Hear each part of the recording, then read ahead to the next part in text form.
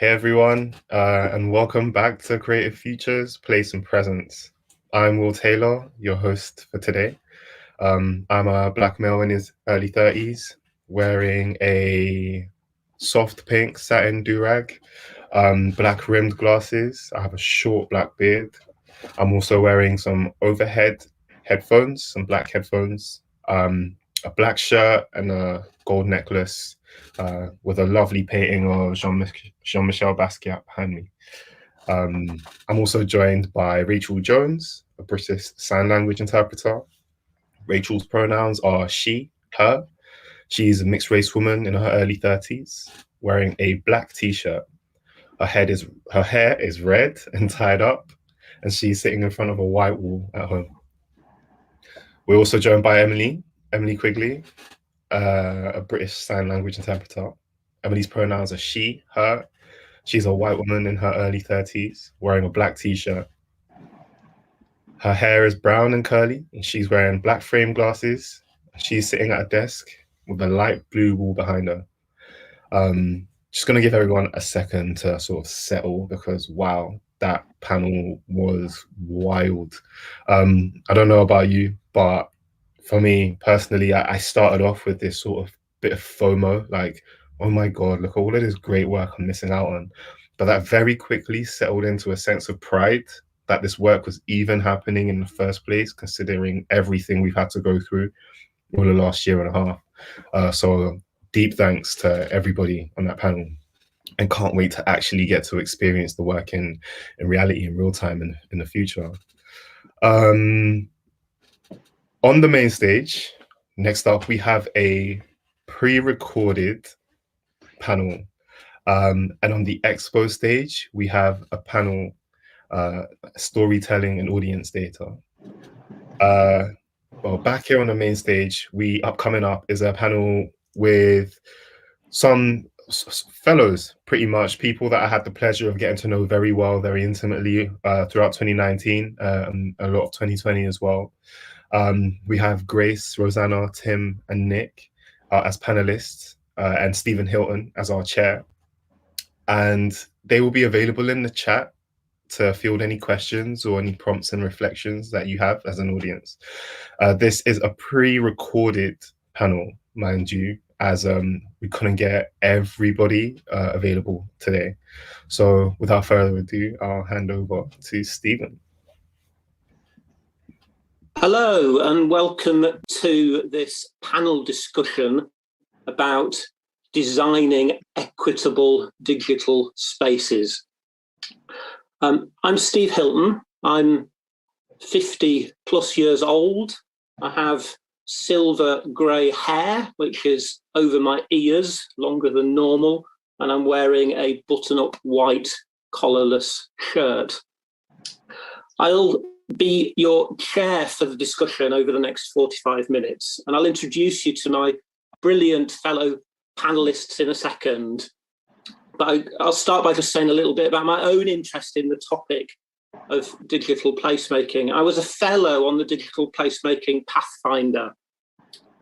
I was particularly interested in the idea of how the local plays into the design of digital spaces, and whether there is an opportunity perhaps to rethink the way that we connect with digital spaces in our communities. And could we dare to dream of some different models where all of the benefits weren't just global, but they were also local?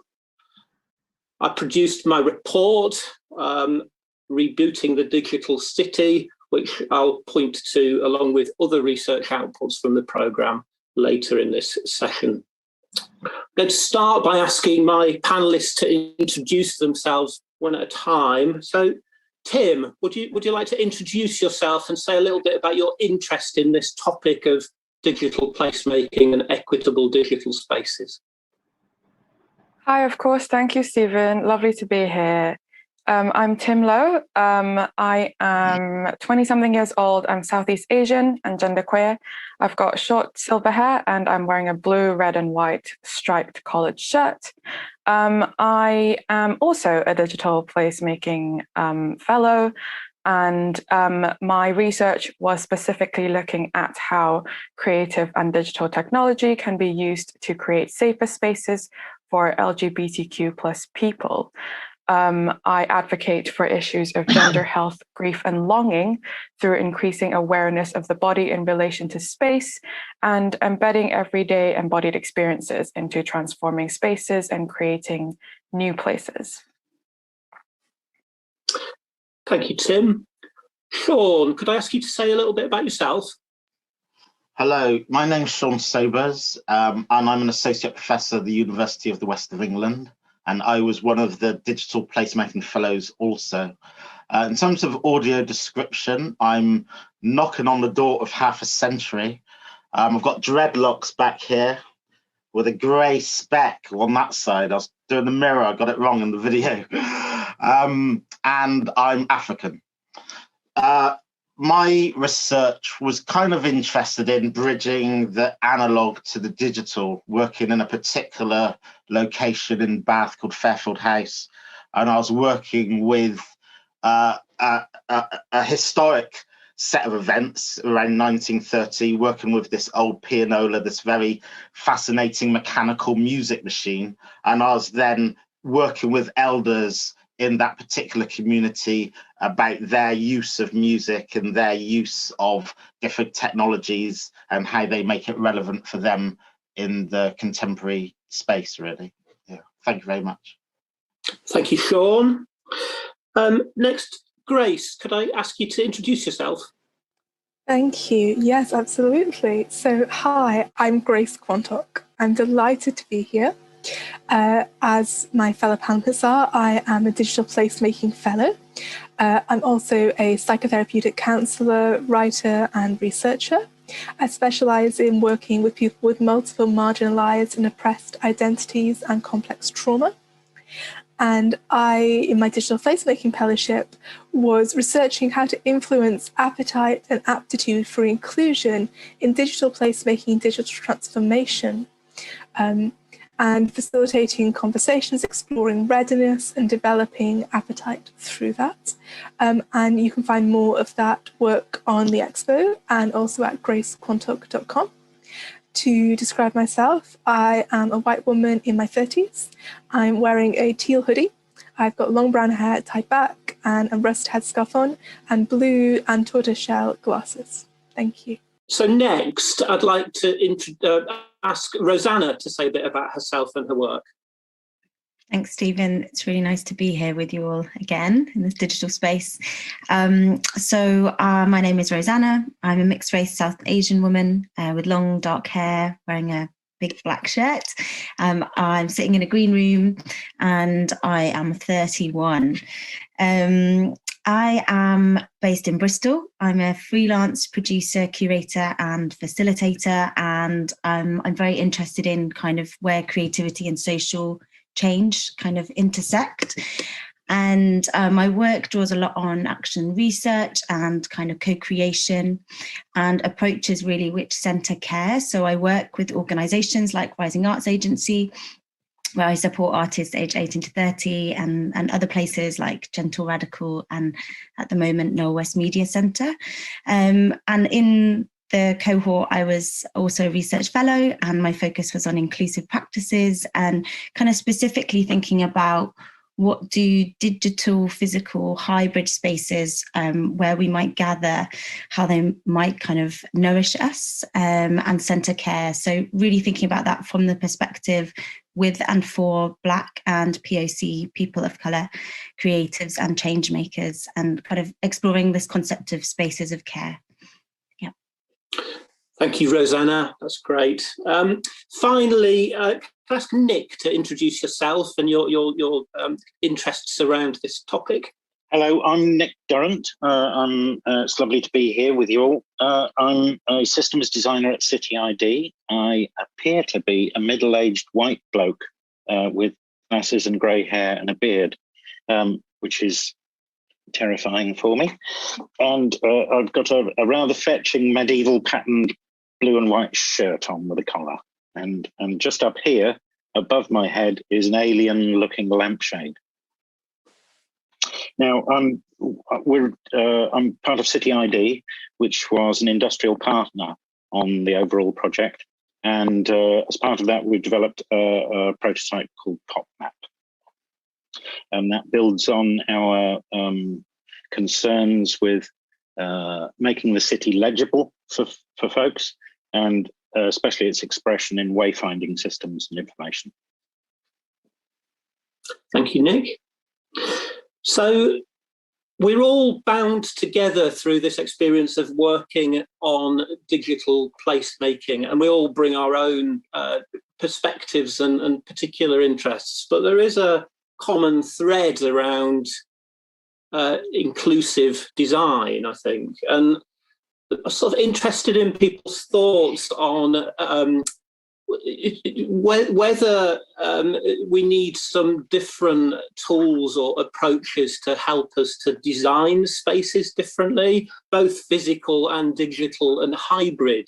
It feels to me like a lot of that design just happens without really touching the people who maybe ought to be part of those spaces. So I just wonder if it would perhaps would anybody like to sort of think about where design happens and whether we need some new thinking around the sort of way that we create spaces? Can I maybe start thinking about, well, this bridge between physical and digital spaces? You know, as we've all been thrown into lockdown, we've all learnt new tools such as this one. You know, if we weren't in lockdown, we would all be physically together having this conversation. So we've all engaged in these new tools. And I guess those of us that are also involved in organising events and these kind of things, we're having to use tools that are available or finding tools that are accessible to engage with whether it's our students or whether it's our stakeholder groups that we have meeting with, etc.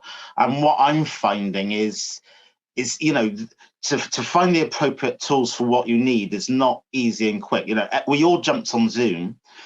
And I've been using Zoom for lots of events, but I actually refuse to use Zoom now in public mode for public events. You know, Zoom meetings like this, I no longer use for public events because I've now been in two where they've been hijacked by kind of like, you know, racist hijackers, and they're putting stuff on the screen and in the chat. So I've now had to use a different software for those type of events. You know, so but actually I wouldn't have known that until it's too late, kind of thing. And people are realizing that all of the time. So what I'm finding is that Zoom is still by far the best software, but you can't control everything. The design is still really locked down. And, you know, I'm talking very specifically because this is the way I kind of relate to it in terms of tools. You know, we got this tool. We know that it's good and lots of people are using it, but there's still lots of things that as users and as administrators, we don't have control over to actually make it safe for ourselves and our constituent communities. So, and that's obviously, you know, companies who make these softwares do that for a reason. Maybe they want you to upgrade by a professional package where you have more flexibility of the different, you know, security areas, etc. But, you know, to be able to, how do you quickly find the tool that's appropriate to you when you're starting from a standing start? Do you know what I mean? There's no manual out there that says it can do this and it can do that, etc., etc. So it's very much a trial and error thing, really. And I think it's down to these platforms that allow us to use that stuff, particularly for free, which is great. But as we know, if we're not paying for it, then we are the content, we're not the user. You know, Noam Chomsky talked about that a long time ago. Do you know what I mean? So they are going to keep us safe, but within particular limits and reasons, because they want to use our data. They want us to upgrade and buy the pro package. Do you know what I mean? So yeah, I sometimes think the tools that we have to be able to do these things are within limited reach for us. Do you know what I mean? I do, and I mean it's a good point you make around the business model being to make it a little bit more difficult than it needs to be, so that you pay a bit more to make it easier. You know, that's that. You know, there's a sort of tricky business model in there, but one that we all recognise. What do other people think? Are there Shawn's reflected on this sort of a trial and error of learning what works and what doesn't work. Are there other approaches that perhaps we need in the future around design of spaces? Roseanna, you talked a lot about care and the sort of duty of care, perhaps, that platform providers maybe ought to have for the people who are using their tools. Is there something in the design space that we need to think about? Yeah, I want to hand over to Grace first, if that's okay, and then maybe we can loop back and I can touch on that. Yeah, Grace, sorry. Great. I just wanted to pick up from something that Shawn has said about, that process of trial and error. And so what I really think, and where that picks up in how we do design, is I'm really interested in whose history we include and exclude in our pedagogy of digital architecture and design. Because, in the beginning of the pandemic, I saw, a lot of people diving into Zoom, trying to understand how to work online, trying to understand how to live an online life. And my sense was, and I mean, this is no critique, but I just thought more widely, why aren't people looking at disabled innovators? Because many of us have lived our whole lives in businesses online. People said to me, I can't do hybrid events. I've been, that's really funny. I was doing hybrid events in 2011. When everybody went on Zoom and Zoom slowed down and all the kind of delivery slots for supermarkets got used up at the start of the pandemic. Personally, to me, it really felt appropriative of disability culture. I'm like, I'm so sorry. This is my world. You're actually appropriating disability culture at this time and you don't even know. So, I really would wonder, who do we look to? And because we often look at inventors, but we don't look at marginalised innovators. And so people who are marginalised are often have ideas stolen or appropriated or whitewashed out of history. And for example, audiobooks were first invented as an accessibility tool. Many things that we use nowadays began as accessibility tools, but we don't see that. In fact, what we often do as a culture is make fun of accessibility tools, like everybody talks about the banana cutter. Kind of like, why, who can't chop a banana? It's like, me.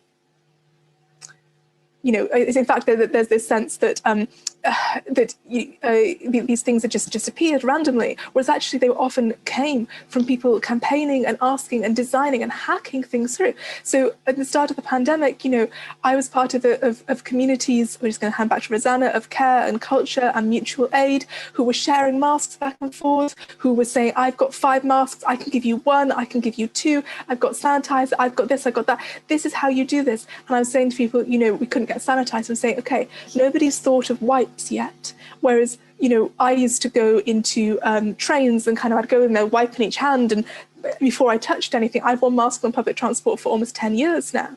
So, actually, these communities of care were able to innovate and hand back and forth and hack ways of working and ways of managing the technologies, because we'd actually been living and struggling with them for in some cases, decades. And so I think disability culture is often have been able to create these communities of care and support within it. What is difficult is that hasn't actually been picked up more widely. And even when people are trying to share that wisdom and share that knowledge, particularly for example, with long COVID, some patients' autoimmune illnesses are sharing their experiences of how to navigate with long-term illness. And we're actually still seeing it, sometimes still being stolen or sometimes being dismissed and ignored. It's like you tell people and they forget again and again because of who's saying it. So I just want to hand back to Roseanna there about that, to put up on that communities of care, which, could be a different way of working going forward. Thanks, Grace. That was, thank you so much for that. There's a lot in there, a lot also from kind of where Shawn is coming from too, to build on. But I think that the place I wanted to focus in on, I guess, is something that keeps coming up in my work more widely, but particularly within this digital innovation space. And when we think about where that's often occurring in terms of like industry kind of spaces, where there's a lot of resource and kind of power and access to more resource and more power. And actually that those spaces often don't necessarily foster design processes that center the people who they're trying to bring into the process and design for. There's a rhetoric around it for sure, but actually part of that, I think, is lost in the getting to know each other bit of whatever, of that design process that I think often gets left out. And so what you get is a kind of a reaching out from this idea of a central point of kind of power and culture and authority, a reaching out to grab people into the process. And I think that kind of speaks a little bit to what Grace was talking about there, that actually that reaching out and that kind of extracting from groups, from individuals is not nice, but also is not sustainable. And so I guess the thing that I would advocate in that design process, particularly around digital placemaking, is really being mindful of the opportunities for creating connection before you even start designing, and really bringing that kind of humanity back into the space. And I think with that, a big part of that is thinking about pace and how we actually slow some of these processes down, to allow for the tensions and the conflicts and the difficulties of working together to actually emerge and be celebrated, rather than kind of trying to keep a very linear process, keeping on going, which I think is very much the culture, or it's often the culture of design. Even if there are some cyclical processes, it's very outcomes focused. So what happens when you start to slow it down and take more notice of the process? How does that impact on what you're designing? How does that kind of uplift the people who are part of that process in different ways, and actually understand what they would like? Can I add on to that really quickly? Yeah, please do. It's everything that Shawn and Grace and Roseanna has been saying has been absolutely incredible. And it just pops into my mind a project that I was doing with Norwest Media Centre at the end of last year, where I was commissioned to respond as a dance artist to a pavilion structure that was built by the community in Norwest. And the entire project was based around exploring the future of housing using digital design and fabrication technologies, which were developed by automated architecture labs. And the entire notion of that project was that the community designed through these technologies that they learned about, designed their own homes that they would then build themselves. And the entire process is extremely eco-friendly. It's extremely community-led because it's about people designing their own homes for themselves in a way that isn't about profit, in a way that isn't about feeding into an existing capitalist structure that doesn't necessarily benefit the user at the end of the day. And I just thought that was such an incredible experience. And part of that experience was about slowing down. It was about the pace, and it was about reflection. The reason why I was brought in as a dance artist was to reflect on the pavilion structure that was built as part of this housing exploration, and bringing in like an artistic reflection, bringing in like time for me as an artist to know the community there, and providing like a bit of a different perspective perhaps. And that was just something that I really wanted to bring up as a kind of model, I suppose. I'm interested in this theme around perhaps slowing things down, but clearly during the pandemic, we've all thought differently about how we use our time and how we spend our time. I know when I've looked at my diary, and there's just vast amounts of empty space in the weeks ahead, and you think, okay, well, rather than that sense of being on a sort of treadmill that you're not particularly in control of, that sense that you have some people have some choice about where they choose to spend their time. Now, clearly not everybody, but there is a sort of sense that we've got a different relationship with time and space, perhaps emerging. And I wondered, Nick, this idea of sort of hybrid spaces is growing in sort of recognition. You know, we've opened. Let's say we've opened a digital tap during the pandemic, and it seems unlikely that we can ever or should ever turn that off. But clearly, we're all itching to get out and to be in physical space as well. What's your sense? Are we moving into a real sort of hybrid design era where we're going to think about digital and physical spaces at the same time? I'm going to say I'd like to think so. I think the good news is there's lots of work to be done on the infrastructures that enable that. And the bad news is there's a lot of work to be done on the infrastructures that enable that. So there's very much an on the one hand, not on the other hand. I mean, talking about the tools and processes that you were earlier, I'm just picking up on that. What I found very useful in this project has been the notion of intersectional equity in order to move on a conversation around accessibility of physical infrastructures and virtual infrastructures. So those hybrid things are an active conversation, and they are, if you take the perspective of disability culture as being an avant-garde, that's been very much neglected in the past. It's 30 years since the ADA of 1990 in the US, for example.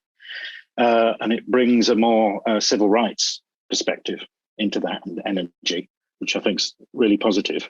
But its translation from, if you like, design research into design practice is often sort of sent through compliance, a conversation around compliance.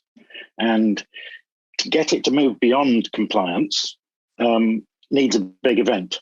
And I think the silver lining of the pandemic, if there's anything going on, is this acceleration of conversations around what's possible and what opportunity spaces there are to be achieved.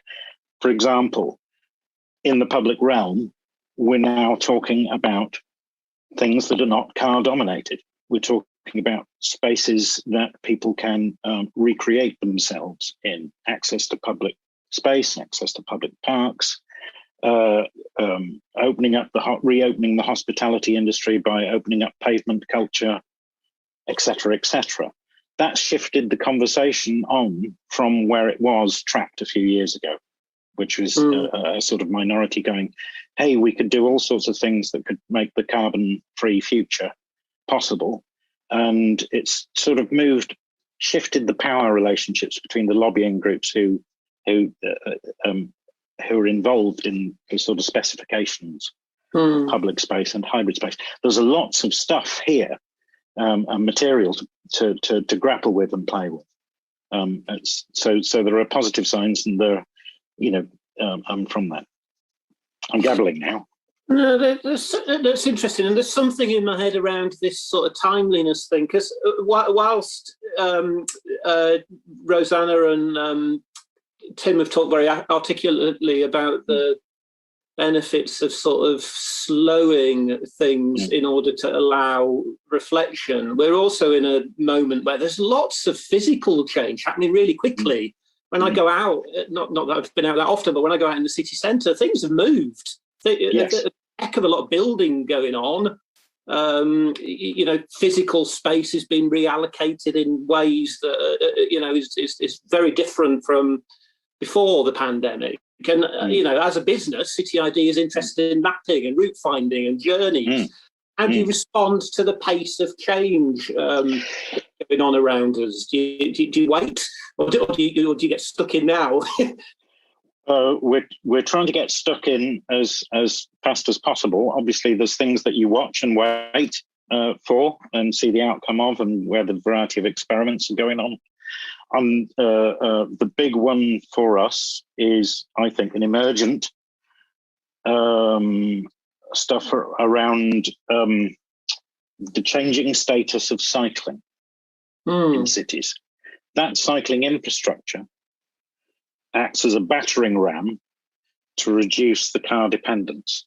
Once you get car dependence, you get more intermodal equity, and that opens up a conversation around transit equity. It's particularly around movement systems. We're seeing changes in the balance of public space. What's wonderful about that is that then digital, which tends to be a little bit behind physical space actually, is forced to change its conversations as well. So, for instance, in transit planners, you're able to lift cycling, and ultimately it's to do with future mobility. Cars have got to reduce in kind of weight. They become more bicycle-like. From a long-term future, you get a much more pleasant, quieter, human-safe public realm out of that. How that's reflected in digital culture comes down to whether those routes and maps that you make you can represent that infrastructure. It's no longer just cars and centre lines. And this, what's interesting is it sort of obsoletes, this new relationship with physical space makes obsolete the previous ways that digital maps were being drawn, Google Maps, Apple Maps, etc. And they're aware that there are big changes and that their toolkit, if you like, their tools to represent that space are inadequate. And so that opens up a really nice area that design research can glom onto and start to codify. That's nice. There's a bit of a Kodak moment for the for the global mapping industry to sort of reinvent what's needed for our current time. That's good. That's interesting. Can I just come in off the back of not directly related to what Nick said, but it just kind of it's pulling the thread really, because when Nick talked about the bike revolution, if you like, and what's happening, and I'm thinking about this, I'm particularly thinking about the scooters and the go bikes, whatever they're called, where you can leave them anywhere. And it's interesting. I was involved in a research project 2013-14, I think it was, called Walking into Connections. And it was working with an academic at Bristol University called Sue Porter, God rest her soul. And she was a wheelchair user. And the research was looking at, it was more than accessibility. It was about the kind of the embodied wisdom that she said people with disabilities have that doesn't get drawn on in everyday kind of discourse, whether it's in the media or research and these kind of things. And the most controversial finding from our research was around cycling, because one of the things was, as cycling has now opened up and you've got pavement less, pavements and streets, etc., that people with disabilities, I don't want to speak on behalf of people with disabilities, but this came from the research, that particularly people with wheelchair users particularly find it actually more dangerous for them, because actually, the bikes are whizzing past and they didn't know where the roads was and where one stopped and the other started in terms of pavements and these kind of things.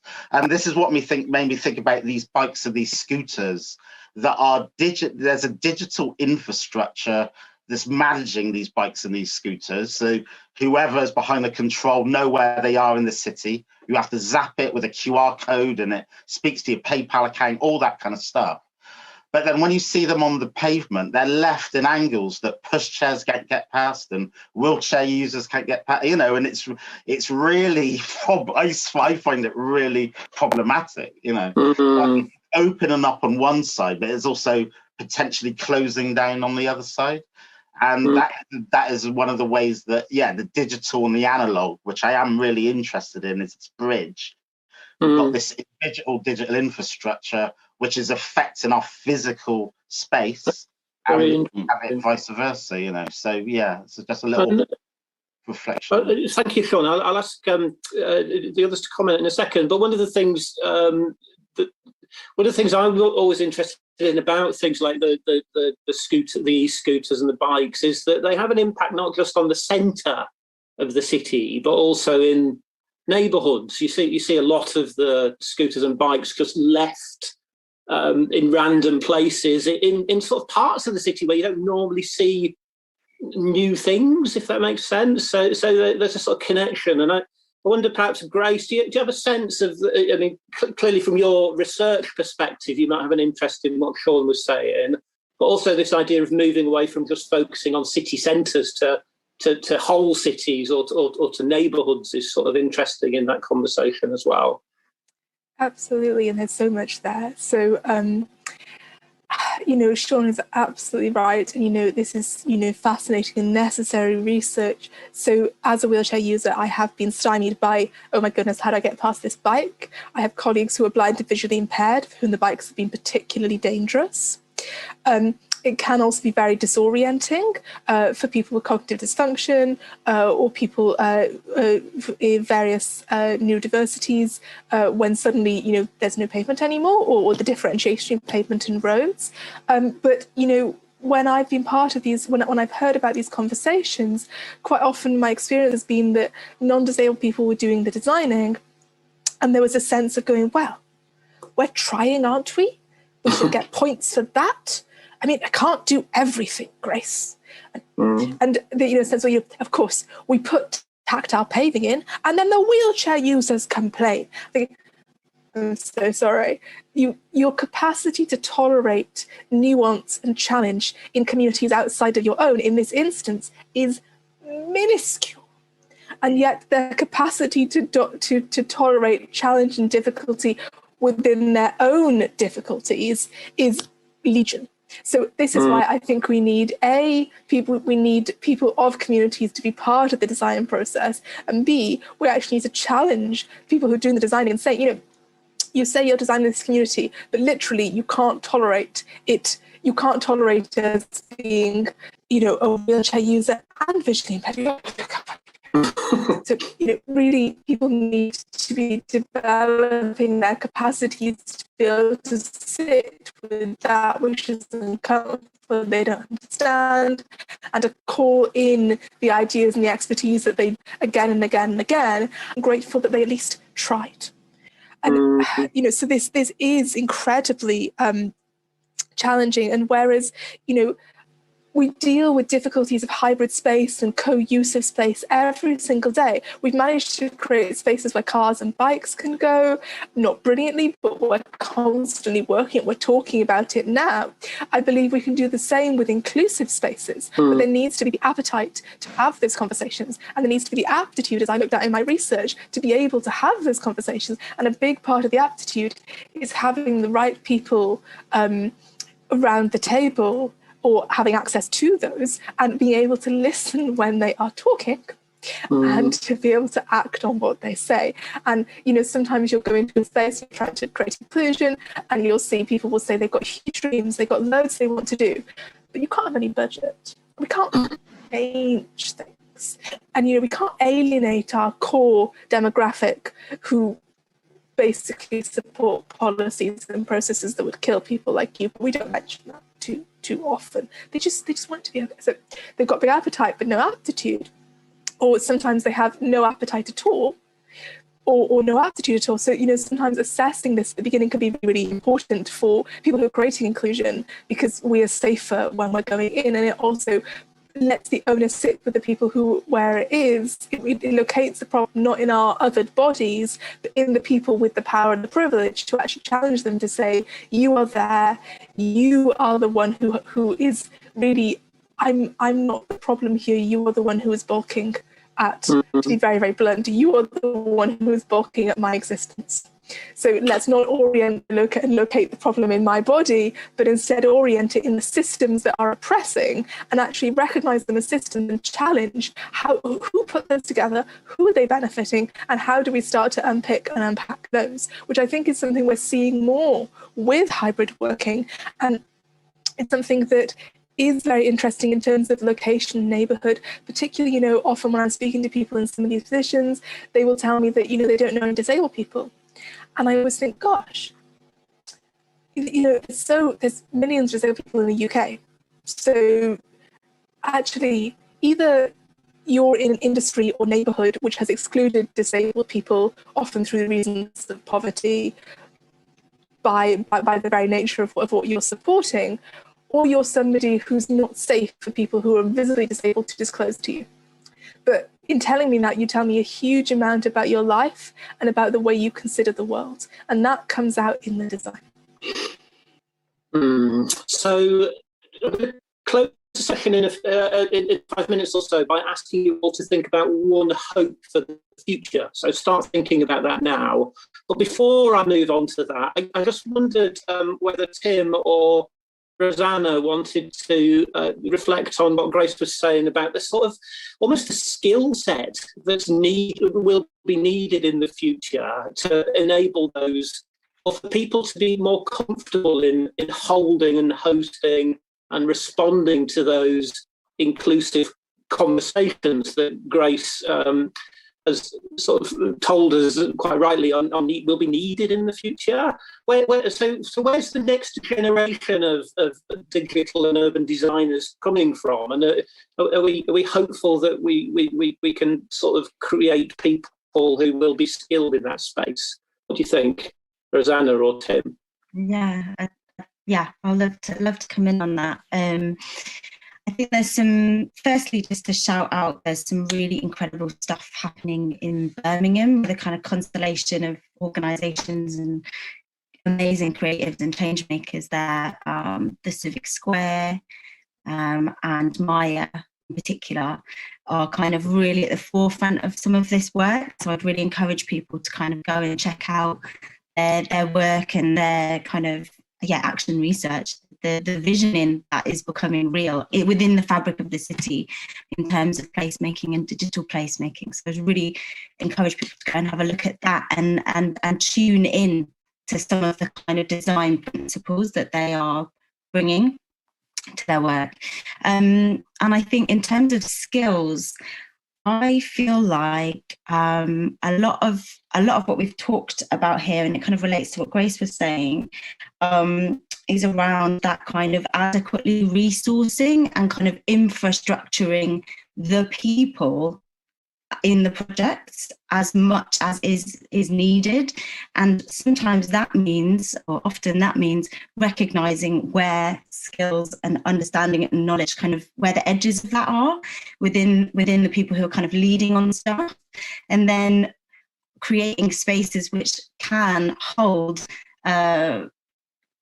people who have that kind of that knowledge and that expertise, but maybe aren't, design executives or whatever, but have a lot to say, bringing them into a space where they can actually be leaders, not kind of piecemeal, engaged in a piecemeal way, but very much treated as leaders, as people at the forefront of potential design innovation.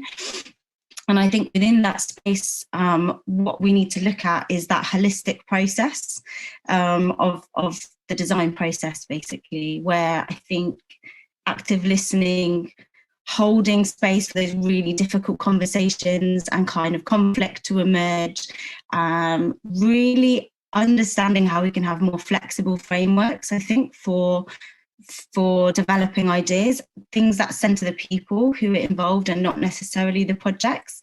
And within that, thinking about when you're bringing people in, like, a tenet of good co-production is to start the conversations before you even have an idea of what it is you're trying to create, because actually you will get to the place that you should get to by keeping it a bit more open at the start.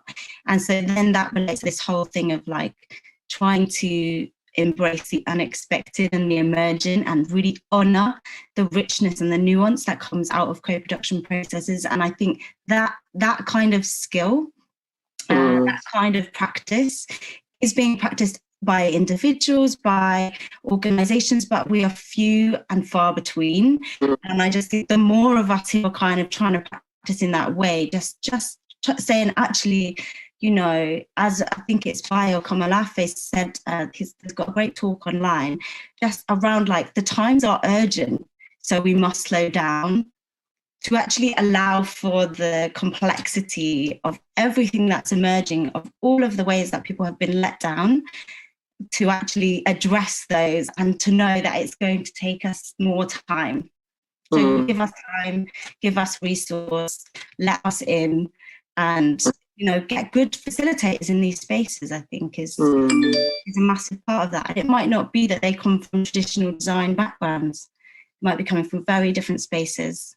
Yeah, just to add on to what everyone has been saying, I feel like on top of especially what Roseanna was saying, I think it's really important that we own up to the power and influence that we have, and where and when you need to let go of it for others to become leaders. As Roseanna was saying, like as like funding bodies, producers, creators, technologists, writers, artists, designers, administrators, like it's so easy to push the power onto someone or something else, because with like great power comes great responsibility.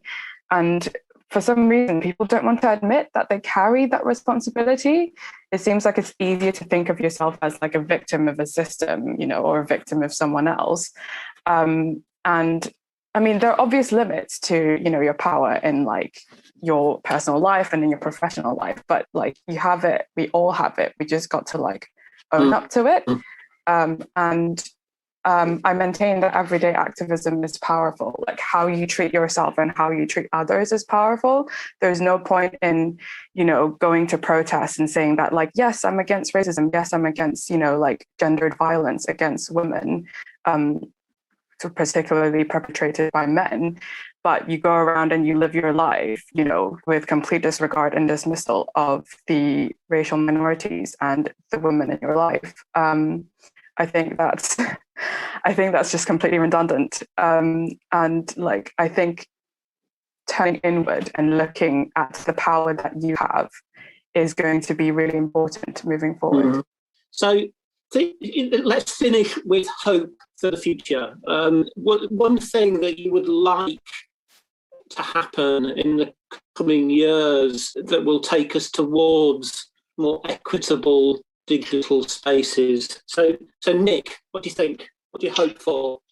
What do I hope for? I hope that we get rid of a load of design manuals that were specified in the 1940s, and we can just bin them for the design of physical infrastructures. And we can also look to, if you like, avant-garde civil engineering for the new specifications and standards. I think specifications and standards are where the leverage is. Right. Let's recycle them rather than bin them, but it's a great idea. Roseanna, what do you think? One hope for the future? Yeah, I guess I just think the more we can bring artists, creatives, change makers, people with lived experience into the centre of these conversations and these kind of innovations, that will get somewhere new. So, and hopefully better. Yeah. Thank you. Grace? I hope that we can honour the hidden innovators of change and that we can bring them in. And really, I hope that hybrid space stays. I don't want to see a conservative backlash. I want taking access away from people who have been asking and demanding and creating it for years. So I don't think we have the right to do that. I think we need to work out what works best, where and when and how, and build from that. Very good. Thank you, Grace. Shawn? So yeah, I agree 100% about wanting hybrid spaces to stay. And it's incredible that it took a pandemic to realise that this is even an option for everyday things. But as Grace said, this has been an everyday experience for many. One thing I think about that I'd want for physical and digital spaces is to ask, is it safe and is it accessible? And also to ask, is it where people want to be or is it where they have to be? And if it's, what are their options? If they don't have to be there, then what are their options? So wanting spaces to be as flexible in a digital realm as they are in a physical realm and vice versa.